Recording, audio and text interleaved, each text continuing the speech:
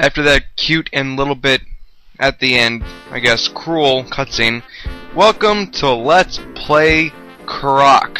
I pray to God there's at least a small minority of people out there on my channel who remember this game. This is on the PlayStation, and it is one of my favorite platformers of all time. And it sounds weird, but the thing is, it's because it's very, very unique and simplistic at the same time. Its simplicity is one of its uniqueness, because it's not a quote-unquote Super Mario 64 clone, as a lot of other platformers are, like Banjo and Spyro. They all kind of have a good amount of roots coming from Mario 64, but this one, you know, this one really feels a lot different than all the other ones. First off, the controls are something a lot of people complained about. I need to go into deep explanation about this. You're Croc. This is me. I'm Croc, and you saw his little backstory. And I like they didn't make much sense because I like simplistic stories. And basically, you're a crocodile with a backpack that doesn't have any use. It just adds to the character design, which is better than just having a standard crocodile. But he has one little bucktooth fang, as you saw. And it's pretty cool. He's oh god, yeah, he's a perfect like video game mascot character. And what stinks is that the company who made this game, their name is Argonaut. Oh, forgot for the platforms to come back. The company who made this game, Argonaut, and this game's sequel, which I don't own, and I will own at some point, just not now. I think the company went down years ago, so the chances of this game making a comeback are slim to none, unless some other company somehow finds what to do with him. But yeah, basically this game is simple, you know, level to level. Standard, you know, as you saw the level map, and it's just point A to point B. We're collecting these little jewels which act like the rings in Sonic, where you saw if you get hit, they just all go flying around everywhere.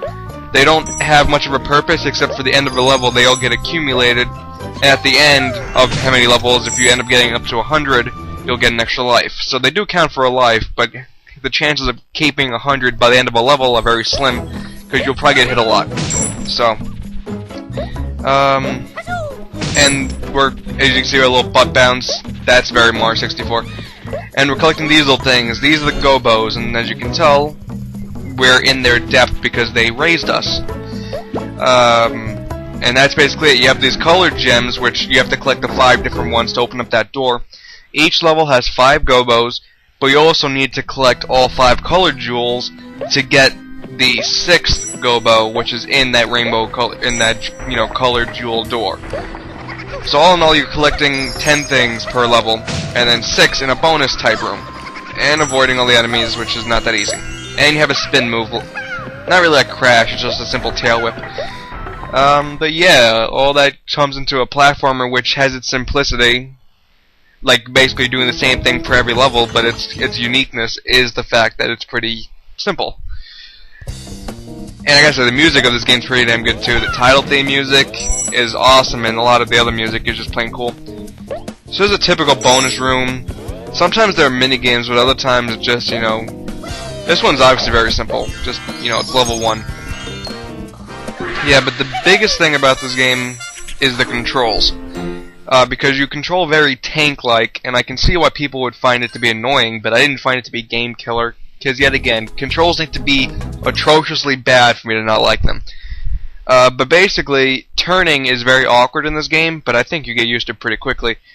But as you can see, if you're standing still and you press left or right, you're not going to move in that direction, you're going to turn in that direction. So you do end up feeling like a tank, but it didn't feel like...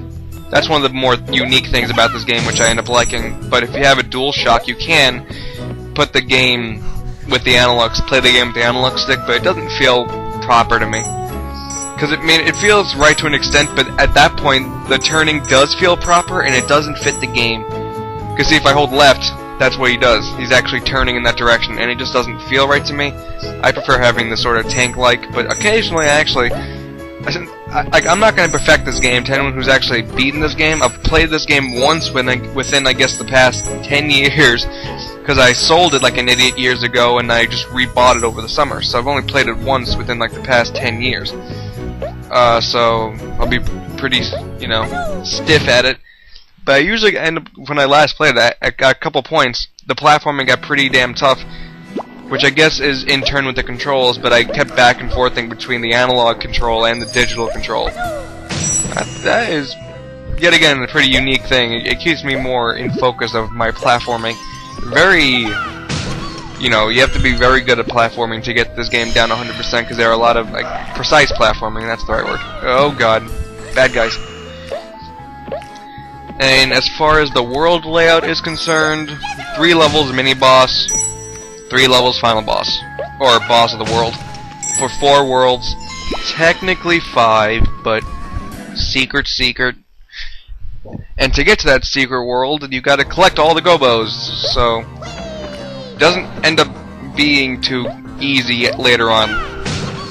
It's another reason I love this game. It actually ramps up in difficulty the proper way it should be. Oh yeah, and you can do a cool flip move like that. See, they knew the controls were weird, and then they even fixed it up. And I think that's pretty cool.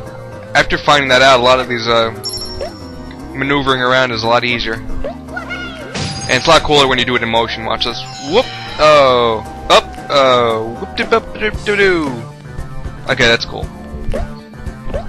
I think I've explained the game, really. There's not much more that goes into it.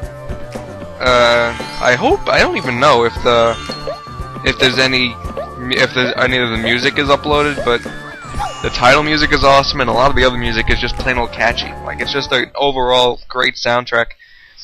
I'm really curious about the sequel, but I've only the only thing I know about the sequel that I've played like 5 minutes of is that he no longer controls like a tank. He actually has a standard control of a platforming character, which I guess is fine, but I don't know how the game is operated. I've only seen a couple gameplay clips online, and I have no idea what's going on. It seems completely different, but same at the same time. But I'll purchase that at some point. So, yeah. Until then, standard Croc. And yes, we're bouncing on gelatin. Games don't ever have to make sense. Back in the PlayStation 1 64 era, the lack of sense was its biggest, you know, was like the coolest thing, is its lack of sense. It's just gonna keep adding up, and we got an extra life because we passed 100. And now we have 1-3 shouting lava lava. You gotta love those sheep. And by the way, this music is awesome too. So, just thought I'd make that clear.